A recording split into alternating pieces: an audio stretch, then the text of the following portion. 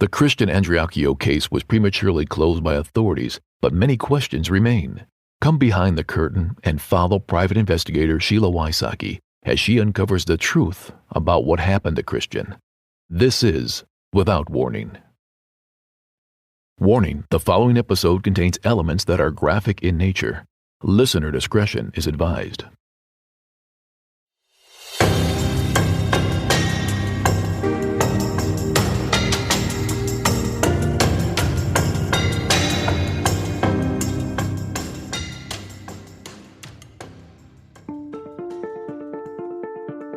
Power and politics are everywhere in our society. You can't turn on the TV, read the internet, Facebook, Twitter, without politics seeping into your world. The one area you don't expect politics to play a part in finding justice is murder. But in Meridian, Mississippi, it's all about politics. Currently, 𝐊𝐶 is the district attorney. So what are the politics of murder? 6 months ago, no one knew the name 𝐊𝐶 or cared. But today, all eyes are on 𝐊𝐶, her abilities as the district attorney, her heartless interactions with her constituents, and putting her city in danger with the recent loss of a slam-dunk drug case because she was out campaigning and slamming Ray Andriacchio, the victim's mom. As a candidate, 𝐊𝐶 has felt secure enough to treat Ray with disrespect, saying unimaginable things. Can you imagine if 𝐊𝐶 wins the election, what wrath the citizens that went against her has to put up with? While you are listening to Ray tell how she has been treated, don't think for a minute this can't happen to you. I've worked several cases where public corruption has changed the course of an investigation and ultimately the outcome of the case. The case file is an important piece of the political puzzle. It was used as a weapon to shut down a mom from asking questions. The complete file was not released, but cherry-picked information to shine a negative light on the victim, Christian Andriacchio. A district attorney is an appointed or elected public official. 𝐊𝐶 was appointed by Jim Hood after the recommendation from Bilbo Mitchell. The district attorney is intimately involved in the prosecution of each criminal case in his or her jurisdiction.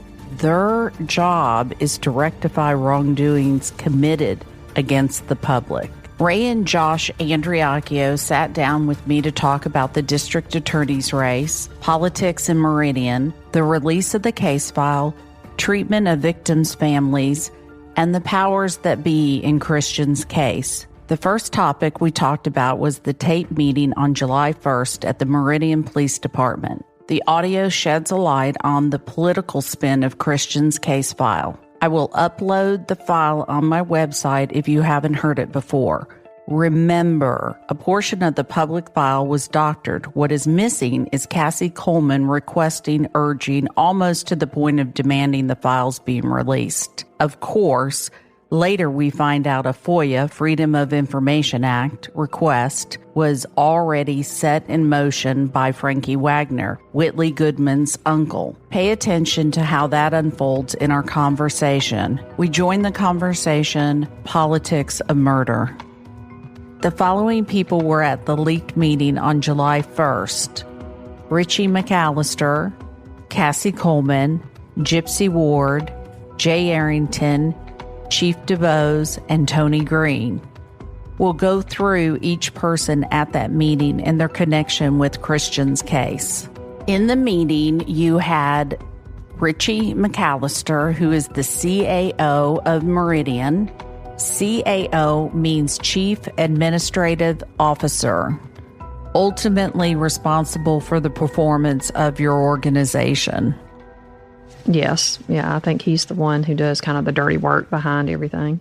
I mean, he basically runs Meridian. I'm Percy's right-hand person, but for all intents and purposes, he pretty much runs everything, and Percy's just the front person. 𝐊𝐶, the current DA of Meridian. Some of these people that think Cassie would never do anything bad to them be like, well, it happened to us. she was on tape saying, can we release the file? Can we release the file? I mean, she is the driving force behind that file being released. Yes, the AG made the ultimate decision, but she was the one pushing for it. And she has shown, not once has she apologized or shown any type of sympathy for us in saying, I really hate that the case file was put out the way it was. I mean, she could have even blamed it on the AG and said, the AG shouldn't have done it. Never once has she batted an eye and said anything about that case that I have heard and said anything about that case file. She doesn't touch it with a 10-foot pole. Now, I think that when she has been just point blank, whatever she has said, oh, well, that wasn't me. That was the Attorney General's office. Yeah, I mean, she's redirecting blame because she didn't release it technically.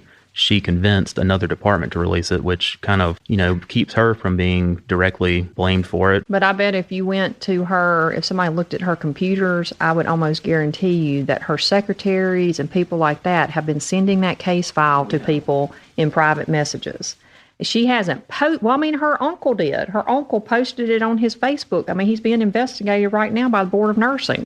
Gypsy Ward, the investigator from the Attorney General's office, Tony Green, the director of the Integrity Unit, Tony Green, the head of the Public Integrity Unit, said in that meeting, "We don't dance to the Andriacchios." Meridian's chief of police, Chief DuBose. He's not a good chief of police, but compared to what we could possibly have in there, he's probably the best alternative because he's basically like Clay. I mean, whatever you want him to do, he's not going to really say anything back. He's almost like just like you talk through him, and then the person on the other side.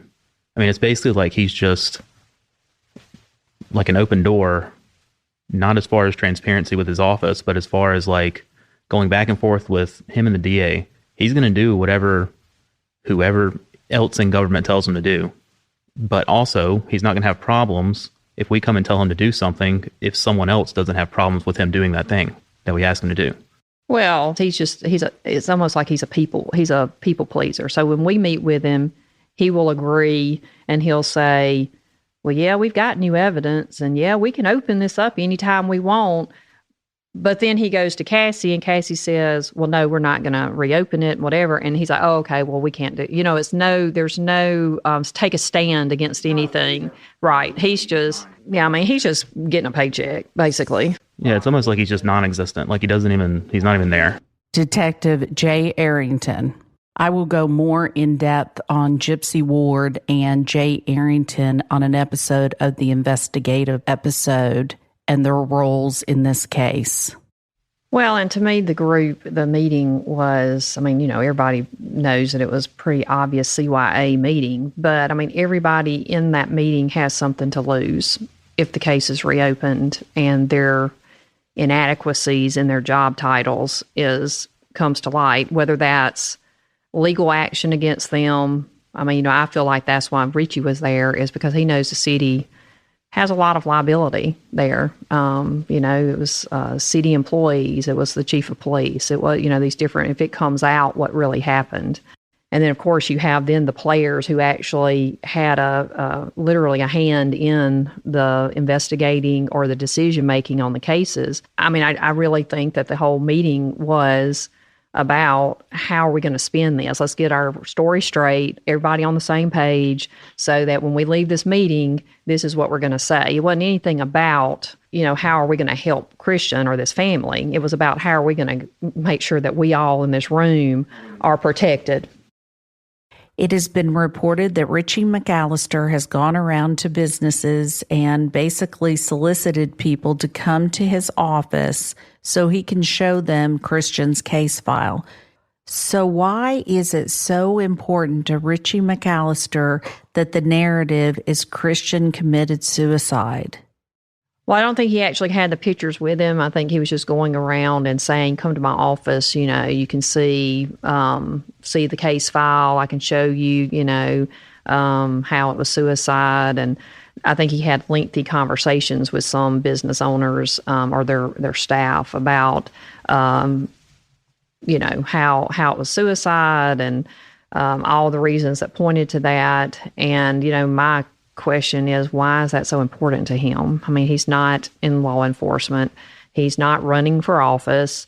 I don't understand where that falls into his job description to be going around trying to advocate that, basically for Cassie, that Christian's case was a suicide and that I need to let it go and just accept it.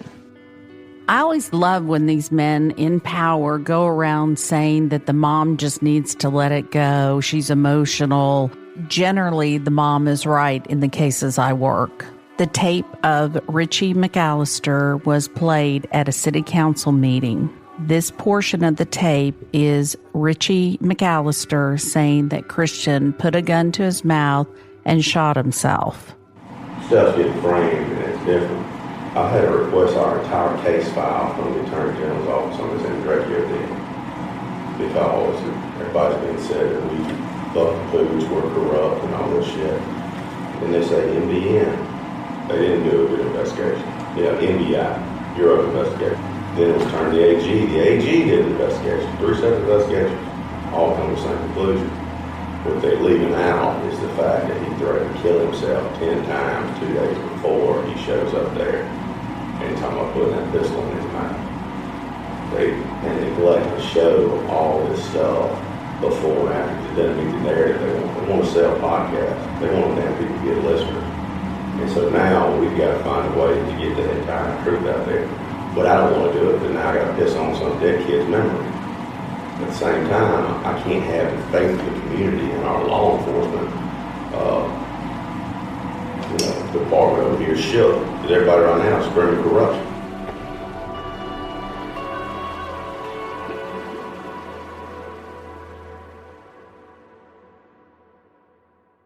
How long does it take to tackle a home project? With Angie, you could cross it off your list before this ad is over. Just tell us what you need, indoor or outdoor, repair or redesign, and we handle the rest, sending a top pro to get it done. You don't have to lift a finger, except to tap the screen or click the mouse. Plus, Angie is free to use. So bring us your next home project, and we'll bring it home. Download the app or go to Angie.com, that's ANGI.com, to get started. Why tell people Christian put a gun to his mouth and shot himself? For 5.5 years, Ray has been asking for Christian's case file. Ray will discuss how the case file was released, who asked for it, and their motives. I FOIA'd the FOIA request to say, I want a list of everybody who the file was released to. And I did that, I think it was the 13th of September that they signed for it. I sent it certified mail to Marvin Sanders, which is the procedure I had always used in the past, and no one had ever said anything about that not being the proper procedure. And by federal law, they have 14 days to respond and let you know if you're going to receive it or if it's going to take more time or they're not going to give it to you. Well, I didn't receive it. So on the 2nd, I called Marvin Sanders and said, I just want to know why I haven't even received a response one way or the other from the FOIA request. Well, he says, well, I don't know what you're talking about. I haven't received the FOIA request. I said, well, you haven't ever had a problem receiving the FOIA request for me in the past. And I said, I know that you got it because someone in your office signed for it on the 13th. So now you're past the 14 days. And he says, well, you'll have to follow the proper procedure. And I said, I did follow the proper procedure. I followed the same procedure that I've always followed, and y'all haven't had a problem.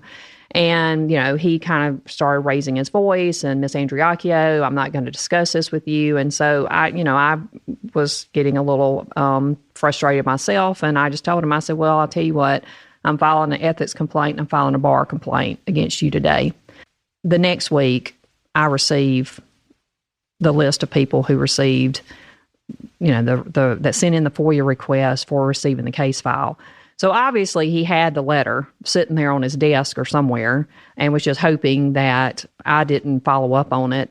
And I did file the complaint because actually I filed the complaint prior to receiving it. He didn't tell me that they were going to send it. So, no, right. I'd also like to point out what's the proper procedure. If you receive the FOIA request, then it obviously worked. So what's the problem? Well, what does it matter how it got there if you received it? Well, there appears to be an opinions division, is where you go to you send your FOIA request. But in all the FOIA requests, the dozens I have sent, no one has ever said, well, you're not following the proper procedure. You need to send it to this opinions division. They've always just responded to them and said, no, we won't give it to you, or yes, we'll give it to you. So when I received that, then we had a more clear timeline of kind of how events occurred, because then I realized that, on July 1st, Frankie Wagner post on Facebook, we are working on getting the case file. This was at 11:30 a.m. on July 1st. Well, my question is, who are we?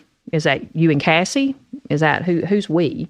Because then at 2:00 on July 1st, Cassie, Gypsy, Jay, that whole group has their meeting, which we didn't know what they were meeting about. I mean, you met them in the hallway and they said that they were there to meet about Christian's case, but nobody said anything about a case file. So it wasn't common knowledge that they were specifically meeting to discuss about the case file. Nobody knew that but the people in that meeting. And it appears Frankie Wagner. Frankie is Whitley's uncle by marriage, but he's always been involved with the family, and we kind of refer to him as the spokesperson for Whitley's family and Whitley, and he's very verbal and very vocal on Facebook, and he is also the person who filed the cyber stalking charges against two of the people who were very active in Justice for Christian, and also, not Cassie Coleman supporters. So we have a long history with Frankie, and it's not a good history. I mean, we've had our ups and downs with him over the last 5.5 years. So at 2:00, they have this meeting. The meeting lasts for over an hour. So we'll just say they get out at 3:15, 3:30. Well, there's a FOIA request that is received by the opinions department on July 1st from Frankie.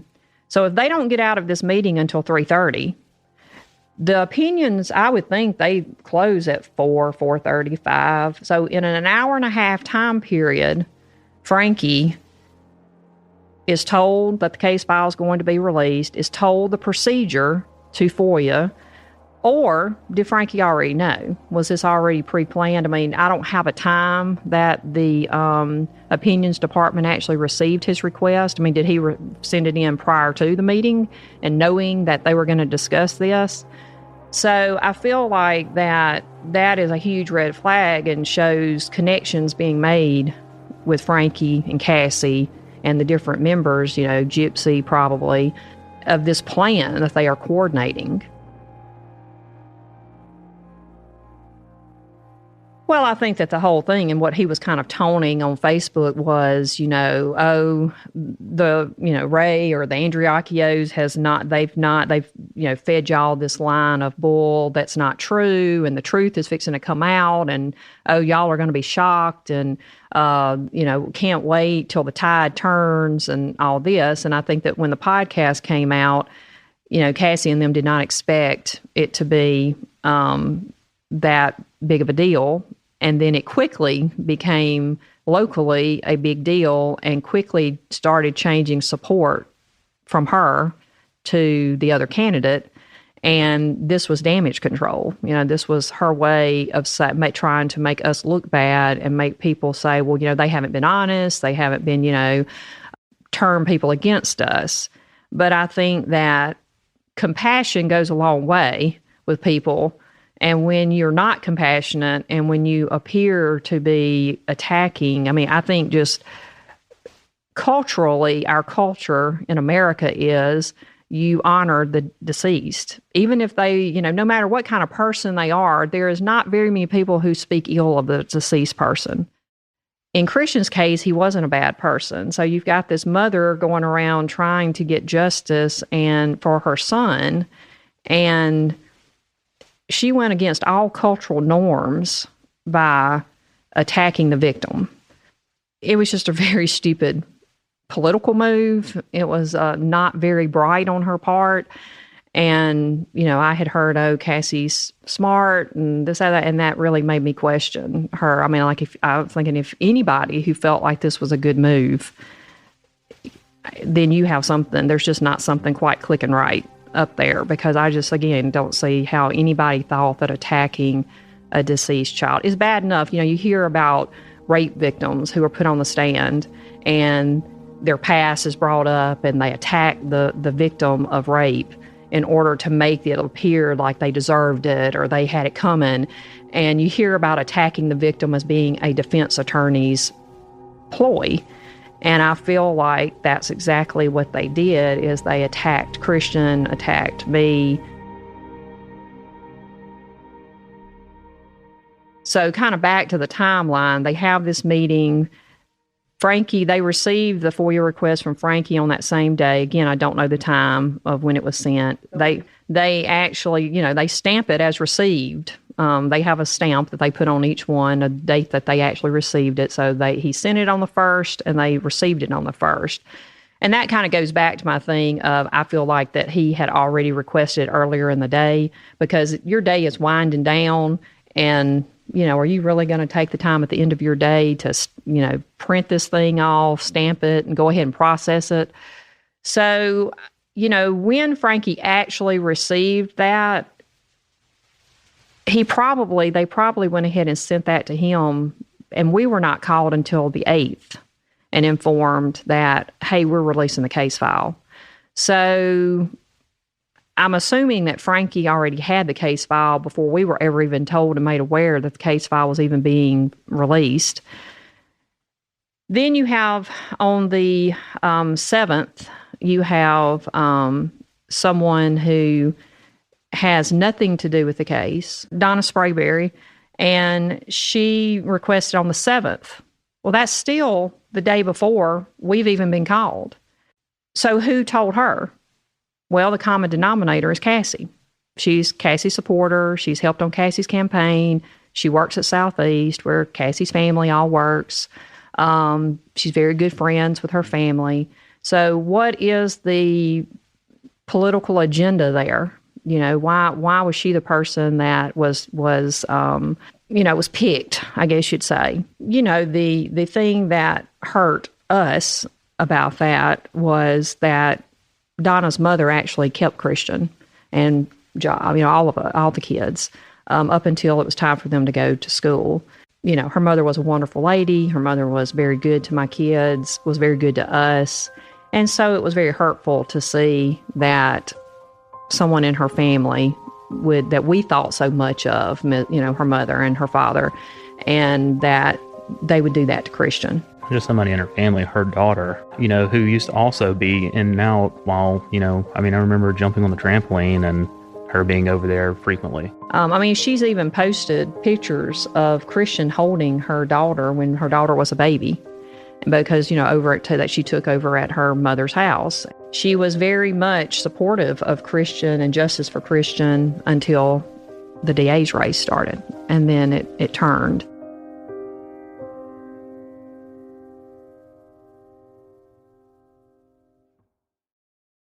So, again, it was just like another kind of stab in the back, and she did request it from school computer. So I felt like that was not appropriate, that she was not, that your own taxpayers' time and taxpayers' property, Southeast, then you have that issue going on. And then on the 8th, Richie McAllister requests the file at 12:37 on the 8th from the city computer. We're not called until 3:30 on the 8th. And again, Marvin Sanders calls and tells us that he's releasing the file to us, Frankie Wagner, and an unidentified female. That's his words he uses, an unidentified female. Well, you're being, and I bring up the point, why was Donna unidentified? Who told him we don't want her name out there? Again, I think there's that Cassie connection, because Cassie had worked at the AG's unit. She knows all of them. She knows Gypsy Ward. And somebody told him not to give us her name. And probably she thought, and everybody thought, that we would never know, that I'm sure. And then Marvin Sanders doesn't mention Richie. I mean, he's already FOIA'd when you've called me, and it shows that you received it at your office. So you're lying now about who all you are releasing it to. So, I mean, I think that the FOIA request is very interesting because actually the people who I would have assumed would be asking for it was Pam, Frankie and Pam, Dylan's mother. They don't request it until, I think Jan Miller, Jet's mother, requested, I think, this is off of memory, the 12th or the 13th, which is interesting to me because at that point, I went back and looked at the dates of the episodes. At that point, Jet has not, the only thing that Jet's been mentioned in is gun night. Well, that's the exact same information that was put out on Crime Watch. So it's not new. It's not like we've put out some life-altering information there. I mean, everybody knew he was at gun night. Everybody knew that his and Matt's stories didn't jive. So it wasn't really new. So why are you so concerned already? I mean, Jet's name hadn't even been thrown out there that you're requesting the I mean, I feel like her actions and her husband's actions has made Jet look more guilty than anything we've said. It's been the people who have not said anything, have not reacted to anything that you almost forget about. I mean, there's other people who we are kind of high on our list of possible fourth person in the department, but we forget about them because they're not on Facebook. They don't, even when their name is said somewhere, so nobody really talks about them. And so you begin to say, well, maybe they aren't, guilty. But then you have someone like Jet's family who has overly reacted, and 𝐓𝐇𝐿 mother, who 𝐓𝐇𝐿 had never really been high on our radar, but 𝐓𝐇𝐿 mother made him elevate on the list because of all the stuff she said and all the stuff that she almost admitted to that he was involved in. But, it's just been very strange how these people have reacted that, to me, has made their children look much more guilty than we really ever have. I asked Ray if Joel Hamilton's name came up in the FOIA requests. Joel Hamilton has represented himself as Whitley Goodman's spokesperson. Joel is responsible for one of the websites that has attacked Christian. Joel Hamilton and I have had more than one conversation. I point blank asked him if he FOIA'd the case file. I also asked him if he FOIA'd some recordings. He told me he had. What's interesting is his name does not show up on the request. Joel obviously did not tell me the truth. I'm so shocked. However, Joel has been publishing all of these things, case file and recordings. So how did he get them? No, his name is not on the list. And that was interesting because, again, that means one of these people gave him the file. And, it then becomes, to me, conspiracy among this group of people. And, going back to Cassie and the case file, when her uncle posts the case file in the Dropbox on his Facebook, I mean, he got it from her. And he's saying, here, anybody that wants this case file. So you're, again, distributing information that should not be out there. And of course, I was going to attorneys and saying, this can't be right. I mean, how can you do this? I mean, I understand information that has to do with the case, and I understand, do I like it? No, but is it life? That's fine. It can't be right that you can put out autopsy photos. If that was the case, you would see autopsy photos all the time on the internet. But do you? I mean, that's what Todd made a good point. He said, I mean, you can't find autopsy photos, and there's a reason for that, because they're not released. And the only time you actually see autopsy photos coming out of the U.S. is if it's like a celebrity case that's been leaked. Like somebody in the government leaks it and sells it to a third party, and they post it. Yeah, but the government never just hands them out. Yeah, but not just openly, oh, here, you can have this. There was a lady, on the couple discussion group that said, if you want it, I'll send it to you. Well, I didn't know this because I don't get on that group, but a family member, actually, again, I didn't know she did this, requested it because she wanted to see would the lady really give it to her.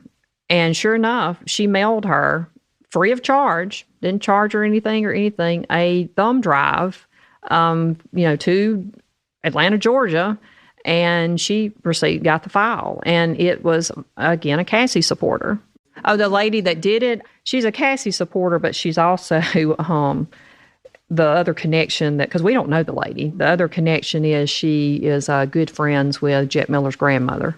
Well, and I know, I would almost bet anything that if you went and pulled the server for the DA's office, that we know Lisa Palmer. Lisa Palmer works in Cassie Coleman's office. Has sent private messages to people saying, not necessarily talking about I haven't been sent any screenshots of her necessarily saying, here's the case file, but her saying terrible things about Christian, sending it on taxpayers, during her job time. And she's individually sending out messages to people advocating for Cassie and saying, Christian was a troubled kid. Christian, y'all don't need to listen to that. And feel like, again, you are attacking. These people don't know Christian. I mean, yes, her daughter went to school with Christian, but she doesn't know Christian. And the very people who are having so much to say about Christian and about me and about the family, they have just as many, if not more, skeletons in their closet. And I think that we've been pretty open. I mean, the things that they've tried to bring up in our family, we have pretty much said, well, I thought everybody knew that. They're thinking that we're like going to go, oh my gosh, you can't tell them. It's like, oh yeah, okay, yeah. The case file was released, but who was it released to first? Not the family. So Ray's discussing the timeline of who received the case file, and to explore their motives. This is unbelievable stuff. There is no good. There is no reason that anyone that did good for anyone. Nobody can say, oh, well, I needed autopsy photos because it was going to make me be able to tell if it was suicide. No, it's not. There's nothing in there that's going to make you be able to determine anything. And for people to specifically ask for crime scene photos and for, I don't know that they actually said autopsy photos. I think that some of them said all photos, all audio. Again, that was someone who was told, be very specific on your request. Don't just say case file. The normal person would have FOIA'd it and said, I want Christian Andreacchio's case file. No, these people were tutored in the wordage on the thing. It's specifically with asterisks because they sent me the actual FOIA request. And, they specifically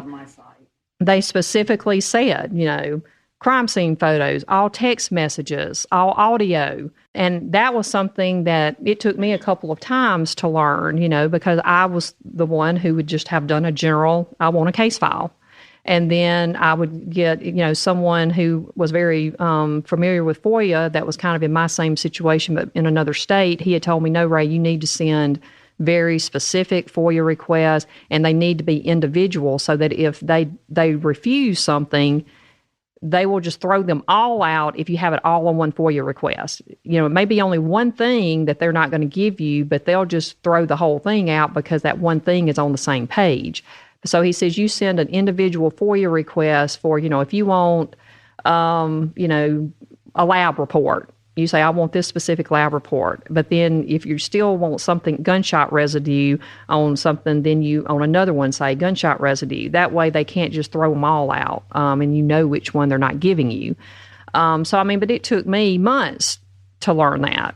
And for every single person to do it exactly right, they electronically submitted it, which again was not something that most people know you can do. And then for them to most of the wording is very similar on every FOIA request.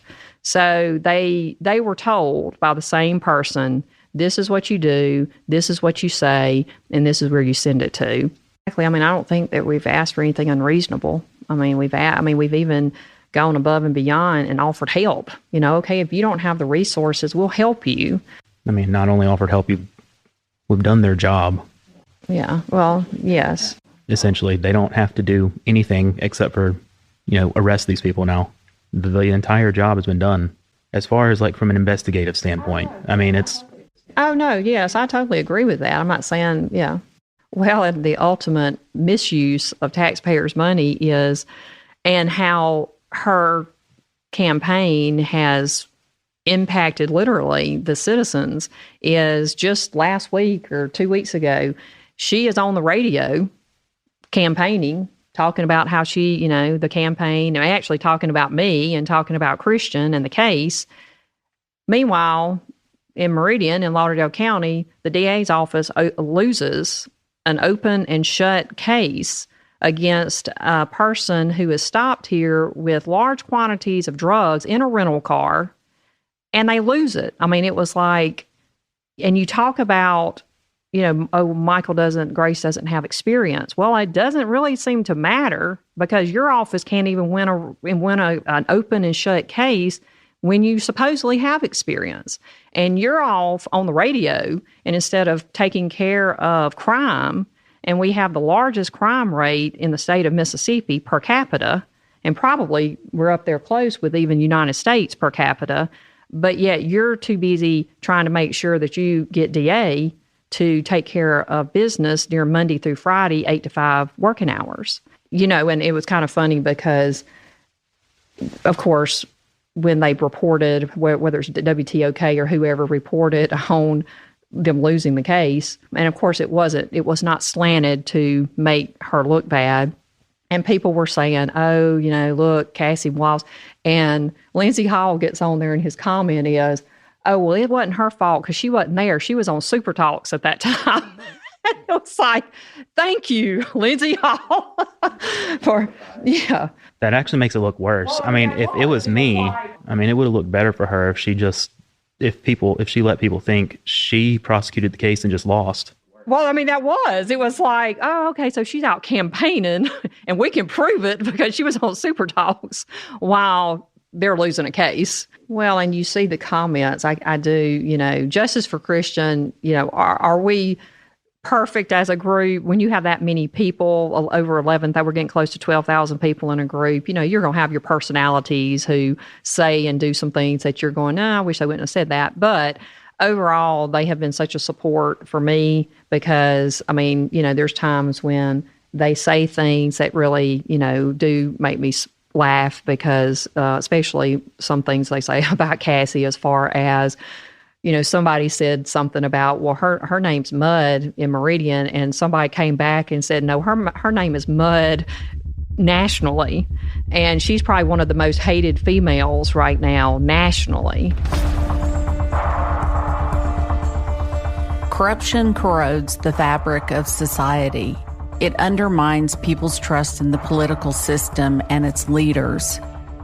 It is important to shed light on shady deals, illicit practices, and people that undermine good government. In this case, the one question Ray Andriacchio asked was, what happened to my son in that bathroom? Because of that question, she has endured unbelievable amount of abuse. Most of it by a district attorney's office, the one that is supposed to rectify wrongdoings committed by the public. If you want this behavior to stop, make a difference. Speak up. The silent majority is going to the polls on November 5th. Show your support for a family and a mother who's asked that one question, what happened to my son? Because I know it could be you next time.